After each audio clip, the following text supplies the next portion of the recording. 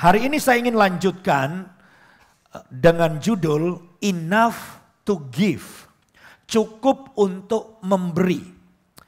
Kita akan menjadi orang yang generous, kita bisa memberi kalau kita bisa mengelola keuangan kita dan kita cukup. Sebab kalau kita belum cukup maka kita nggak bisa untuk memberi. Nah, ini yang kita akan bahas bersama-sama dengan judul Enough to Give.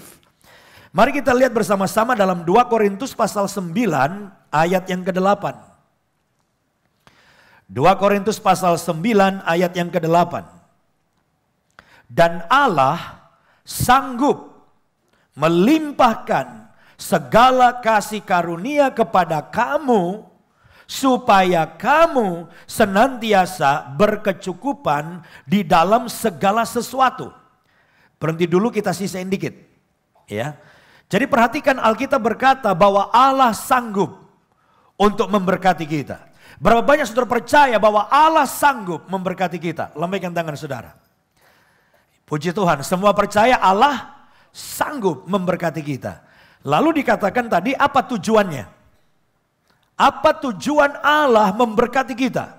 Dikatakan supaya kamu senantiasa, baca sama-sama, berkecukupan di dalam segala sesuatu. Jadi Allah memberkati kita, tujuannya supaya kita cukup. Supaya jemaat itu gak ada yang kekurangan. Cukup dalam segala sesuatu. Makan bisa, minum bisa. Perlu pakaian, bisa beli pakaian. Perlu kendaraan, kita bisa beli kendaraan. Perlu tempat tinggal, kita bisa dapat tempat tinggal. Mau jalan-jalan, lebaran, juga bisa. Allah memberkati kita, tujuan yang pertama, supaya kita cukup di dalam segala sesuatu. Tetapi saudara-saudara, ada tujuan yang kedua. Ini yang tadi kita sisain, mari kita lanjutkan. Tujuan yang kedua adalah, saudaraku, supaya kamu senantiasa berkecukupan di dalam segala sesuatu. Dan, kita lanjutkan baca sama-sama. Dan malah berkelebihan di dalam pelbagai kebajikan. Tujuan yang kedua apa? Supaya kita bisa bantu orang lain. Supaya kita bisa tolong orang lain. Supaya kita bisa memberi kepada orang yang sedang membutuhkan bantuan. Jadi saudara-saudara, ini tujuan yang kedua. Lewat berkat Tuhan kita bisa memberi. Lewat berkat Tuhan dalam hidup kita, kita bisa menolong teman kita atau keluarga besar kita yang sedang membutuhkan bantuan. Oleh sebab itu, saudara-saudara, penting bagi kita untuk mengerti prinsip-prinsip keuangan Allah. Agar kita yang pertama bisa cukup, ini tujuan yang pertama. Dan yang kedua, kita bisa memberi kepada orang-orang yang perlu kita bantu. Nah, salah satu hal yang sangat penting adalah jangan sampai kita menjadi orang yang diperbudak oleh yang namanya uang. Itu sebabnya kita perlu kelola dengan baik. Nah, coba kita baca sama-sama dalam 2 Petrus pasal 2 ayat 19. 2 Petrus pasal 2 ayat 19. Saya ambil dari terjemahan bahasa Inggris dari New Living Translation. Dikatakan begini. For you are a slave to whatever controls you. Terjemahan Indonesianya, sebab kamu adalah budak dari apapun yang mengontrol kamu. Jadi pada saat ada sesuatu dalam dunia ini yang mengontrol kita, yang ngatur hidup kita, menguasai kita, maka pada saat itu kita menjadi budaknya. Contoh, kita seringkali nggak sadar bahwa handphone atau gadget di tangan kita itu seringkali mengontrol hidup kita. Dan tanpa sadar kita diperbudak oleh gadget kita atau handphone kita. Ada orang yang punya penyakit, ini sudah masuk dalam kosakata Indonesia. Kalau nggak salah saya baca kemarin itu namanya apa tuh? Pubbing ya. Pubbing itu adalah orang yang begitu terikat sama gadgetnya. Jadi kalau ngomong sama orang dia suka noleh. Ngobrol lagi, nggak sampai semenit noleh lagi. Ini adalah orang yang nggak bisa terpisahkan dari gadgetnya. Bahkan pada waktu dengar khotbah, dia lihat Instagramnya, di scroll terus. Like, scroll lagi, like. Di mana-mana, lagi makan, dia lihat Instagram. Lagi ngobrol sama orang tua, dia lihat Instagram. Lagi pacaran, dia lihat Instagram. Nah itu adalah saya katakan, gadget sudah mengontrol hidup kita. Dan kita menjadi apa tadi? Budaknya. Demikian juga saudara-saudaraku, seringkali tanpa kita sadari, uang juga mengontrol hidup kita. Dan akhirnya kita menjadi budaknya. Nah, kenapa seringkali kita dikontrol oleh uang? Bisa jadi karena kita tamak, sudah kaya tapi kita masih mau cari terus. Akhirnya pagi mikirin uang, siang uang, malam uang. Sampai ada lagu judulnya apa? Uang. Apa yang dicari orang uang? Apa yang dicari orang dari pagi sampai petang? Uang, uang, uang. Yaitu uang, uang. Jadi kalau orang tamak, semuanya uang dan uang dan uang. Itu dikontrol, jadi budaknya uang. Tapi kita juga bisa jadi budaknya uang ketika kita tidak mengelola uang dengan baik. Tiap bulan tekor. Tiap bulan kurang, tiap bulan ngutang, tiap bulan gesekan kredit card nggak bisa dibayar. Itu juga bisa mengakibatkan kita akhirnya diperbudak uang. Kita cari kerja tambahan, kita lembur, kemudian kita melakukan apa saja. Yang penting dapat uang untuk bayar kekurangan kita. Nah saya berharap kita semua jangan sampai salah dalam mengelola keuangan. Sebaliknya kebiasaan mengelola keuangan yang baik akan membuat kita seperti tujuan kita diberkati, kita cukup dalam segala hal dan malah kita bisa apa tadi? Memberi. Memberi kepada orang-orang yang membutuhkan bantuan. Nah lebih lanjut saya ingin katakan begini, memberi itu bukan hal yang mudah. Untuk jadi generous itu nggak mudah, walaupun kita udah dengar khotbah. Kalau kita memberi kita tidak rugi. Walaupun kita dengar khotbah, waktu kita memberi kita diberkati. Tapi nggak gampang. Kenapa? Karena watak dasar kita sebetulnya lebih suka apa? Menerima. Semua manusia rata-rata egois.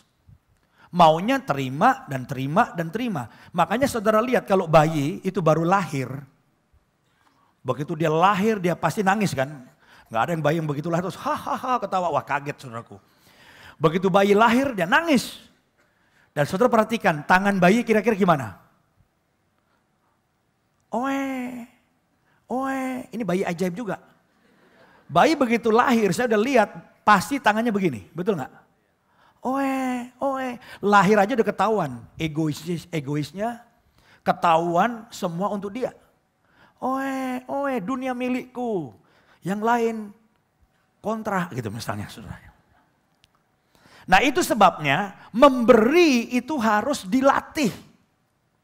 Memberi itu harus jadi kebiasaan. Dan itu yang diajarkan oleh Rasul Paulus. Coba kita baca 1 Korintus 16 ayat yang kedua. 1 Korintus 16 ayat yang kedua. Pada hari pertama dari tiap-tiap minggu, garis bawah ya, pada hari pertama dari tiap-tiap minggu sampai waktunya aja disebutkan. Hendaklah kamu masing-masing sesuai dengan apa yang kamu peroleh, menyisihkan sesuatu dan menyimpannya di rumah. Supaya jangan pengumpulan itu, pemberian maksudnya ya, baru diadakan kalau aku datang. Di sini Rasul Paulus mengajarkan prinsip bagaimana membangun kebiasaan dalam memberi. Itu ternyata ada dua. Coba saya tulis pakai papan, di sini ada papan supaya saudara bisa lebih dapat gitu ya. Ini soal kebiasaan memberi. Kebiasaan memberi. Tadi Rasul Paulus bilang ada dua. Yang pertama harus dengan sengaja.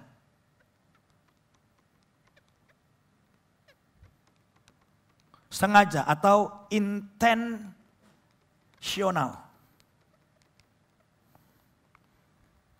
Dikatakan kamu dalam memberi, kamu harus menyisihkan, menyimpan.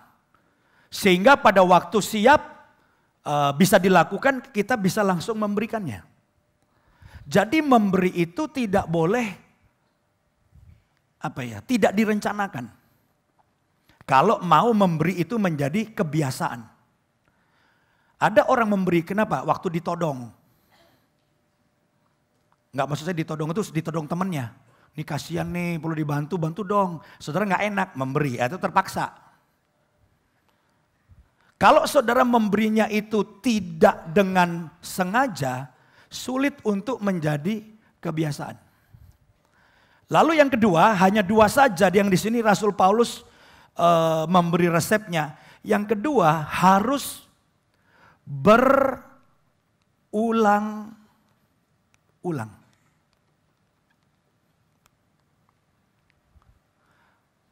Bagaimana memberi itu bisa menjadi kebiasaan kalau saudara sering. Nah, kadang orang itu melakukan sesuatu karena tergerak.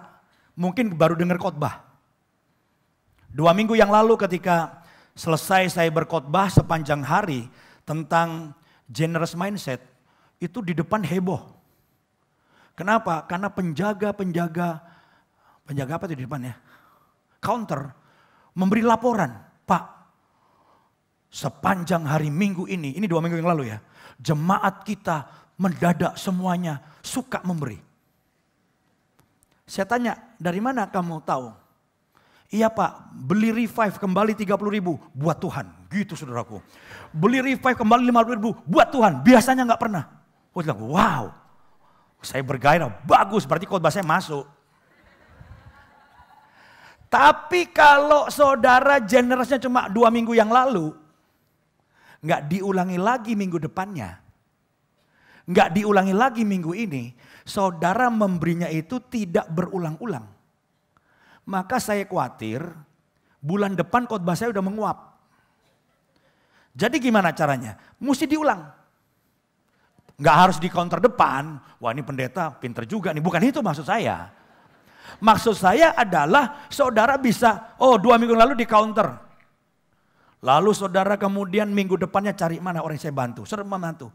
Karena kalau saudara mau jadi punya kebiasaan memberi, harus dengan sengaja saudara punya anggaran yang saudara sisihkan, itu yang pertama. Yang kedua, harus dilakukan berulang-ulang. Sampai kalau nggak memberi, dalam sebulan nggak ada orang yang kita beri, ada sesuatu yang nggak enak. Kayak ada yang kurang, belum sikat gigi, kayak gitu loh saudaraku. Kenapa? Karena memberi sudah menjadi sebuah kebiasaan. Dan saya harap memberi adalah suatu kebiasaan. Yang setuju katakan amin. Dan kita berikan kemuliaan bagi Tuhan. Nah, ternyata di dalam mengelola keuangan supaya kita bisa cukup dan kita bisa melakukan yang kedua, tujuannya pertama kan cukup. Yang kedua supaya kita bisa membantu orang, memberi kepada orang. Itu ternyata menyangkut beberapa unsur. Soal pendapatan kita, soal pengeluaran kita, ada juga yang mesti ditabung dan lain sebagainya. Saya ingin mengutip perkataan seorang hamba Tuhan besar namanya John Wesley. Dia bilang begini, earn as you can, save as you can, and give as you can. Jadi di sini kita melihat bahwa di dalam mengelola itu menyangkut masalah apa yang kita bisa hasilkan, earn kita, pendapatan kita.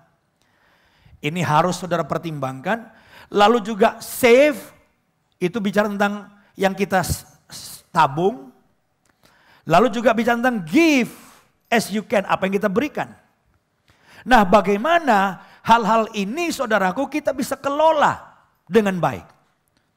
Sebab saya ingin katakan pada saudara, problemnya seringkali bukan karena income kita kurang besar.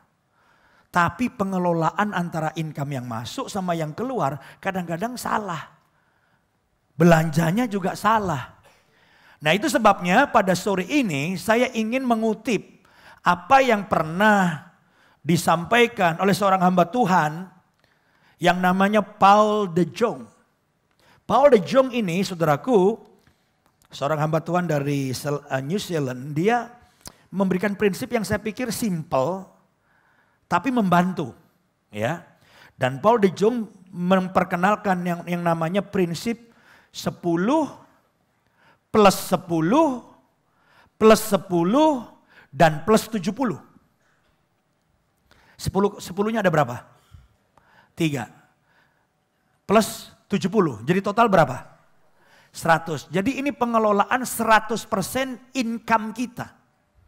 Income bulanan kita itu harus dikelola, dan Paul de Jong memberikan pengajaran tentang prinsip 10 plus 10 plus 10 dan plus 70. Mari kita mulai, karena hari ini kita satu keluarga, kita anggap aja ngobrol-ngobrol, tidak terlalu rumit, simple. Tapi saya berdoa bisa membantu kita untuk mengelola keuangan dengan baik, benar, dan memuliakan Tuhan. Mari kita mulai dengan 10% yang pertama. Saya mau tanya sama saudara, kira-kira 10% yang pertama ini apa? Pinter anak-anak ya. 10% yang pertama ini adalah kita berikan untuk perpuluhan.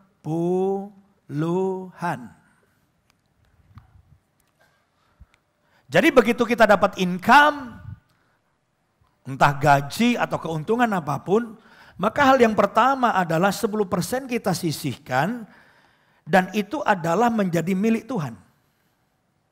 Mengembalikan 1/10 dari penghasilan kita adalah tantangan yang diberikan Tuhan bagi kita. Di dalam Maleakhi pasal 3 ayat 10, kita lihat bahwa ini sebuah tantangan dari Tuhan untuk mengembalikan milik Tuhan. Dan saya kalau ngajar, entah tentang memberi dan sebagainya, saya nggak suka nakut-nakutin. Kalau saudara tidak memberi, terkutuklah engkau. Atau gimana? Kalau engkau memberi, belalang pelahap makanin. No. Saya ingin orang memberi itu merasa satu kehormatan. Aku bisa memberi. Amin saudara. Jadi feel free aja. Saya mau sampaikan sesuatu. Coba kita lihat Maleakhi pasal 3 ayat 10. Bawalah seluruh persembahan persepuluhan itu ke dalam rumah perbendaharaan, supaya ada persediaan makanan di rumahku. Dan ujilah aku. Garis bawahi perkataan ujilah aku. Dan ini mengagetkan. Karena biasanya kita membaca ayat, jangan kamu mencobai Tuhan. Nggak boleh mencobai Tuhan. Tapi dalam hal perpuluhan, Alkitab berkata, ujilah aku, kata Tuhan. Cobalah aku. Firman Tuhan semesta alam. Apakah aku tidak membukakan bagimu tingkap-tingkap langit, dan mencurahkan berkat kepadamu sampai berkelimpahan. Nah perhatikan bahwa persepuluhan ini bukan benih yang kita tabur. Tetapi merupakan tanggung jawab kita mengembalikan milik Tuhan. Kalau ada hamba Tuhan yang mengajar kita tidak perlu bayar perpuluhan, saudara jangan terlalu senang. Karena hamba Tuhan itu kemudian bilang perjanjian baru itu justru menekankan bukan perpuluhan, tapi apa saudara? Seluruh hidup kita milik Tuhan. Lebih susah saudara. Kalau menurut saudara, menurut saya 10% ini adalah latihan dasar. Jangan ngomong yang muluk-muluk. Coba kita mau gak menerima tantangan Tuhan? Coba sama aku. Kamu kembalikan 10%. Itu milikku. Dan ini bukan benih. Tapi ini menjawab tantangan Tuhan. Nah, kenapa saya ingin saudara melakukannya pada awal? Sebab kalau pada akhir kebanyakan habis 10%-nya.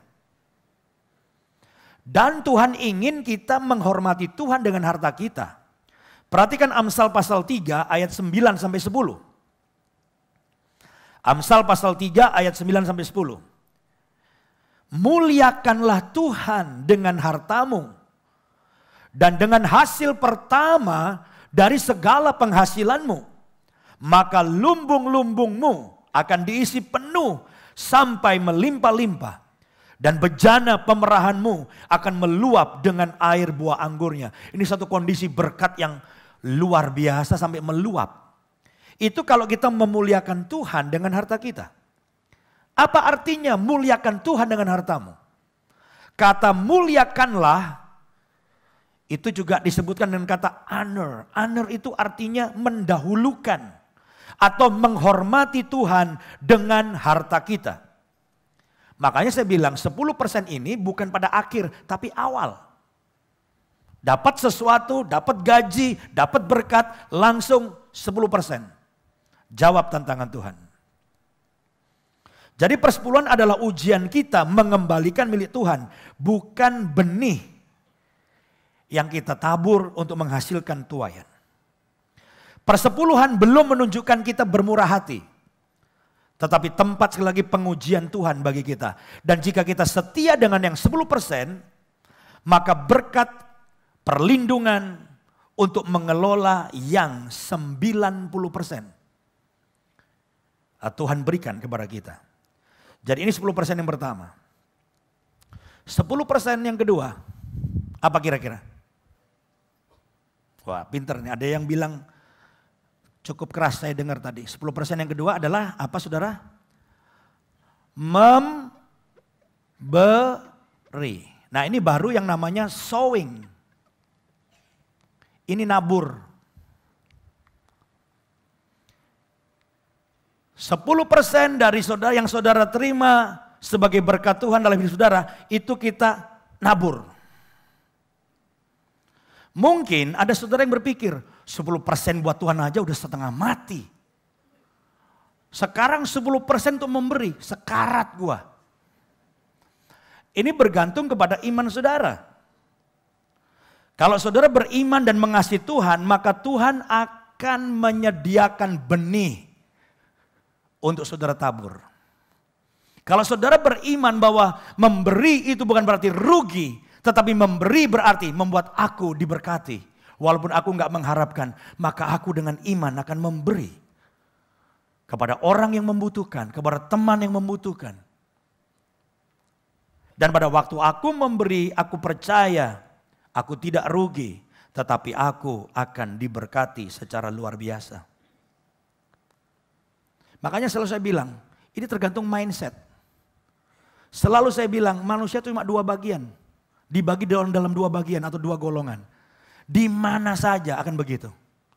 Orang yang datang di satu tempat ngumpul, yang hanya akan selalu menerima orangnya ya itu-itu aja. Betul nggak?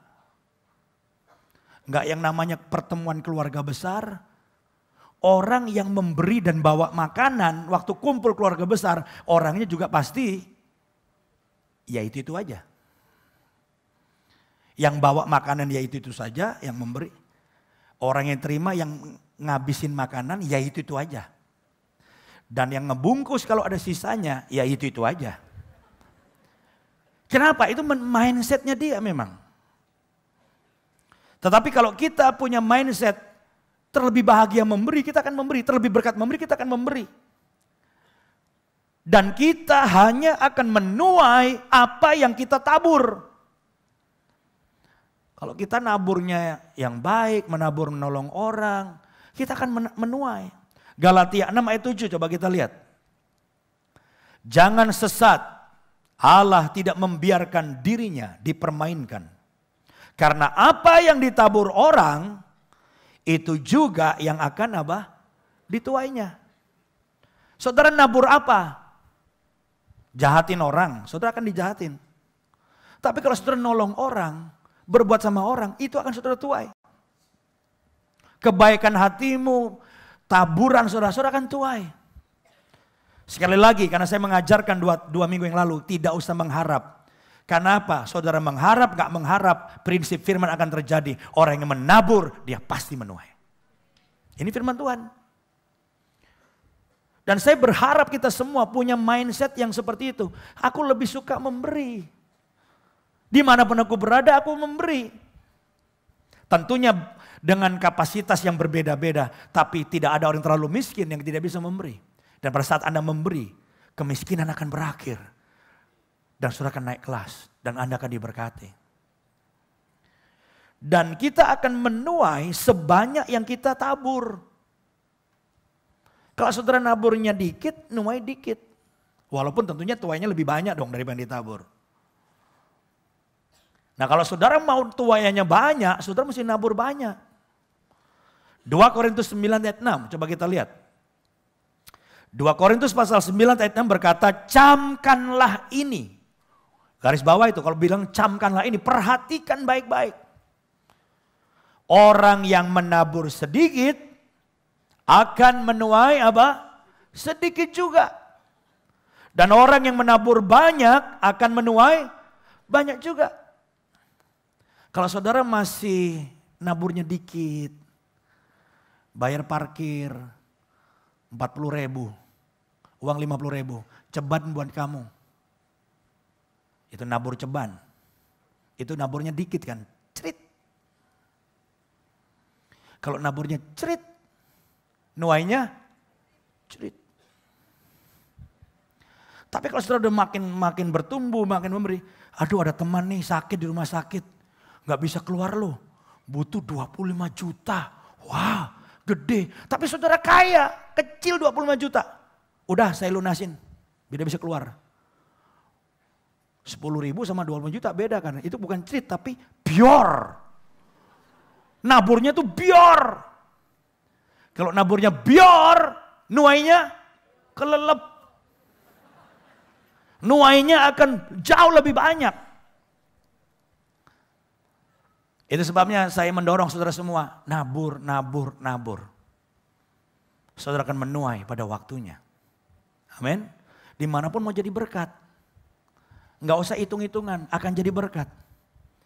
Nggak di tempat kor, nggak di gereja, nggak di pertemuan keluarga besar, dimanapun mau jadi berkat.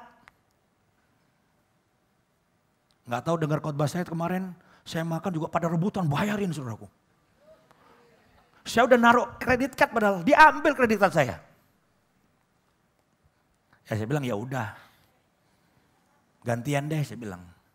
Jadi kalau saudara lihat di mana-mana orang makan rebutan itu pasti NDC. Iya. Dan sebaliknya masih ingat saya ngomong, kalau habis makan, bil datang semua ke toilet dan gak balik-balik itu pasti bukan NDC. Ini yang kedua ya baru ya. Oh saya jangan kelamaan ntar waktunya habis. Oke, jadi ini yang kedua memberi.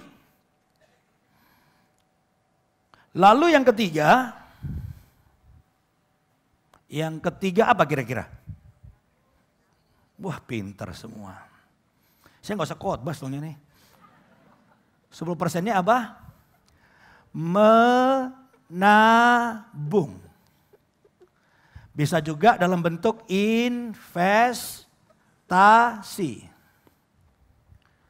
Saudara harus berusaha tiap bulan itu dari income saudara 10% nabung.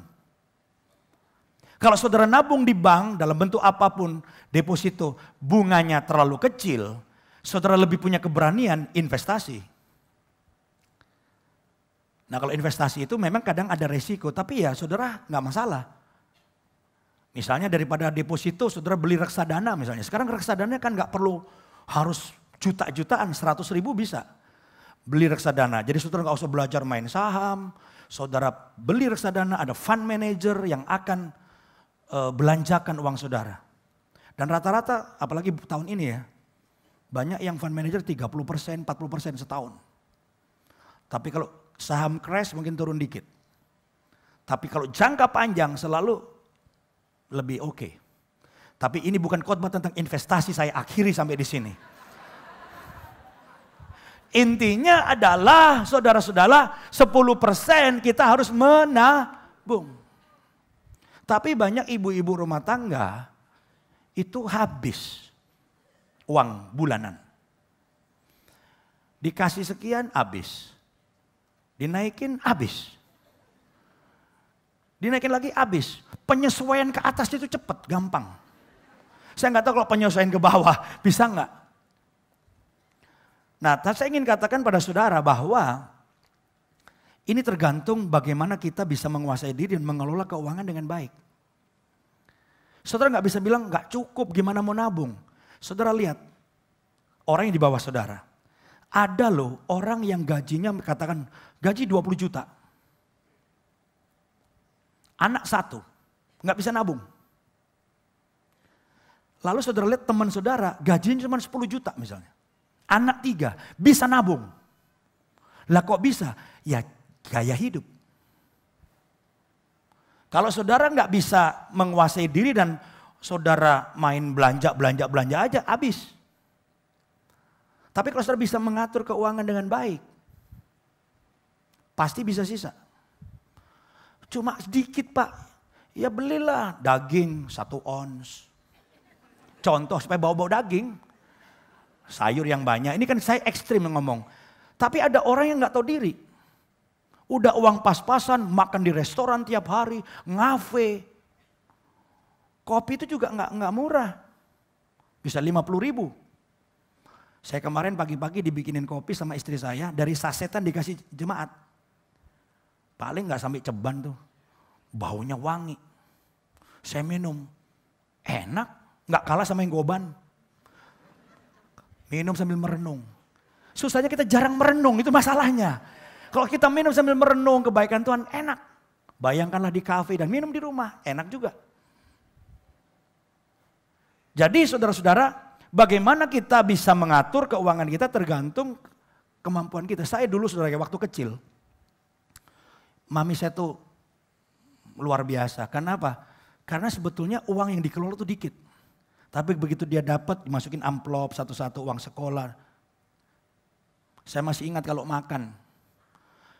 Panggil tukang bakso. Kan di daerah saya tuh ada bakso yang pakai gerobak. Baksonya kecil-kecil kayak kelereng. Saya nggak tahu anak zaman sekarang tahu kelereng nggak. Satu anak cuma dapat jatah 3. Nasinya banyak dikuahin ngembang. Baksonya 3.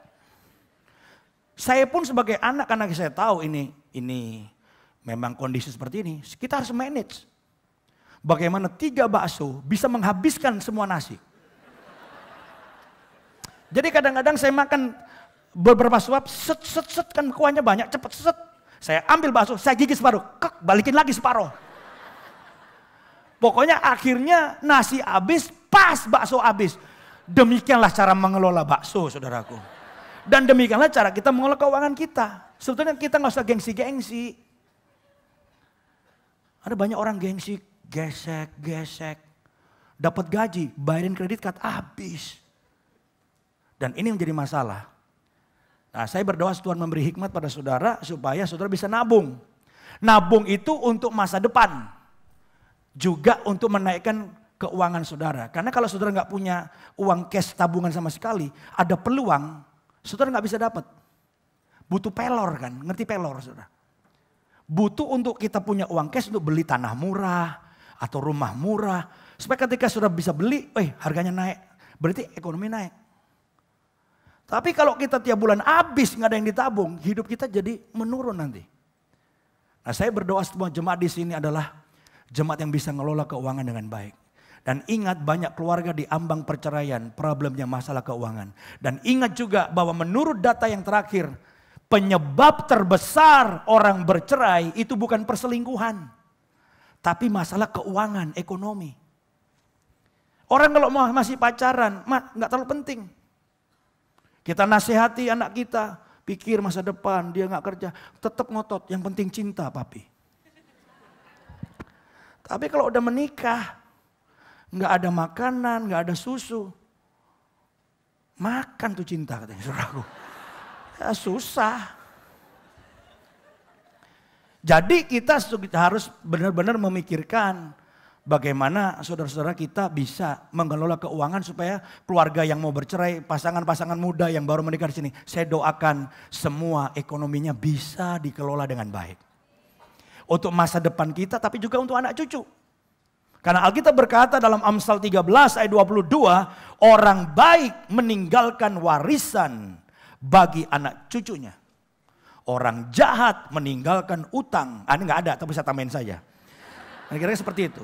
Tetapi kekayaan orang berdosa disimpan bagi orang benar. Jadi ini 10% yang ketiga. Sekarang yang keberapa nih? Yang terakhir nih. Yang terakhir berapa persen? 70%. Untuk apa 70%? Untuk belanja, spending. Belanja. Dengan 70%. Nah, 70% tiap kita itu beda. Ada yang 70%-nya nggak terlalu banyak, tapi ada yang 70%-nya sangat banyak. Karena gaji saudara misalnya berapa ratus juta satu bulan. Nah, kalau saudara 70%-nya cukup banyak, biasanya 70% itu nggak habis, betul nggak? Udah sampai mau muntah baru 30%. Artinya udah apa-apa sudah dibeli masih sisa 40%. Kalau sisa dikemanain 40%? Bisa dipakai untuk menabung, boleh juga ditambah itu untuk memberi. Kalau perpuluhan nggak usah, nanti bisa jadi 12%, nggak bisa juga. Perpuluhan 10%. Yang bisa ditambah adalah memberi dan menabung. Nah, hari ini saya menyampaikan sesuatu yang simple. Tapi kalau saudara nggak enough dulu, saudara nggak bisa give. Dan banyak hidup kita jadi kacau. Hari ini yang Tuhan ingatkan kepada kita adalah mungkin bukan gaji yang tambah banyak. Tapi mungkin yang harus dilakukan adalah kelola berkat bulanan saudara dengan lebih baik. Dengan cara ini. Amin saudara. Saudara jangan meremehkan pengeluaran-pengeluaran kecil. Makanya saya menganjurkan kepada ibu-ibu juga yang pegang uang ya. Tergantung kalau bapaknya yang pegang ya bapaknya. Kalau ibu yang pegang uang bulanan. Jangan lupa mencatat pengeluaran-pengeluaran kecil. Ada orang yang jebol keuangannya karena memang uang gak banyak. Itu gara-gara parkir. Jangan main-main dengan parkir loh. Kalau parkir pagi sampai sore keluar 40.000 atau 30.000 di sini misalnya. Itu ketika dijumlah ternyata, sudah mencapai 25% dari income kita. Bisa begitu. Kalau income-nya gak terlalu banyak. Nah saudara bisa lihat, oh ternyata paling ngabisin duitnya ngopi nih, ngafe. Nah itu dikurangin. Gimana dong Pak, saya suka kopi. Ya beli sasetan tadi. Minum di rumah sambil merenungkan. Itu kan. Jadi saya berdoa hari ini, semua kita diberkati dengan dua tujuan tercapai. Supaya kita cukup dalam segala sesuatu dan kita bisa membantu orang lain. Dan kalau ada problem ekonomi, percayalah seringkali bukan karena jumlahnya yang terlalu sedikit. Tapi karena pengelolaan kita yang kurang tepat. Dan saya berdoa setiap orang yang menikah di sini, yang baru menikah, kelolalah berkat Tuhan dengan bijaksana. Jangan maunya banyak. Ya ini mau, itu mau, kredit. Apa cicilan sekarang tanpa bunga. Betul tapi mesti dibayar tiap bulan kok. Ini kredit tanpa bunga, ini tanpa bunga. Lama-lama tenggelam kita. Bukan tenggelam berkat, tenggelam utang. Ya, saya berdoa kita semua benar-benar sehat ekonominya.